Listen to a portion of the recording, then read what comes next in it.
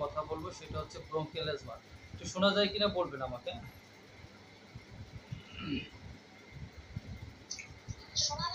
G, thank you. আমরা কথা বলবো ব্রঙ্কিয়াল অ্যাজমা অর্থাৎ হাঁপানি। ব্রঙ্কিয়াল অ্যাজমা হচ্ছে হাঁপানি। ব্রঙ্কিয়াল অ্যাজমা বলতে আমরা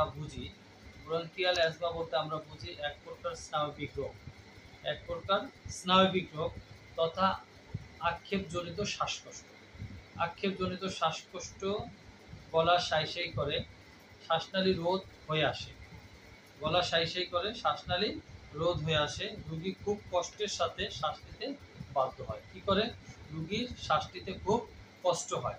এরপর অন্যভাবে যদি আমরা এটা কি ডেফিনেশন করি, এভাবে বলতে পারি ব্রঙ্কিয়াল অ্যাজমা বা হাঁপানি হলো ফুসফুসের একটি দীর্ঘমেয়াদী রোগ, দীর্ঘমেয়াদী প্রদাহজনিত রোগ।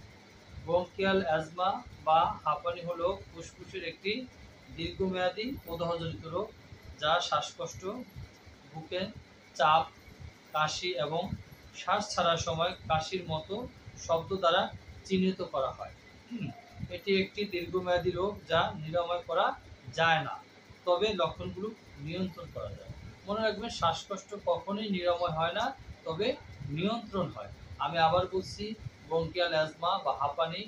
ব্রঙ্কিয়াল অ্যাজমা বলতে আমরা বুঝি এক প্রকার স্নায়বিক রোগ, এক প্রকার স্নায়বিক রোগ তথা আক্ষেপজনিত শ্বাসকষ্ট, গলা সাই করা, শ্বাসনালী রোধ হয়ে আসা। শ্বাসনালী কি রোধ হয়ে আসা। রোগী খুব কষ্টের সাথে শ্বাসকষ্ট নিতে বাধ্য হয়। মানে পরিস্থিতিটা এরকম হয়, রোগী খুব কষ্ট করে শ্বাস প্রশ্বাস নেয়। এটা যদি আরেকভাবে ডেফিনিশন করি, সেটা হচ্ছে এরকম: ব্রঙ্কিয়াল অ্যাজমা বা হাঁপানি হলো ফুসফুসের একটি দীর্ঘমেয়াদী প্রদাহজনিত রোগ যা শ্বাসকষ্ট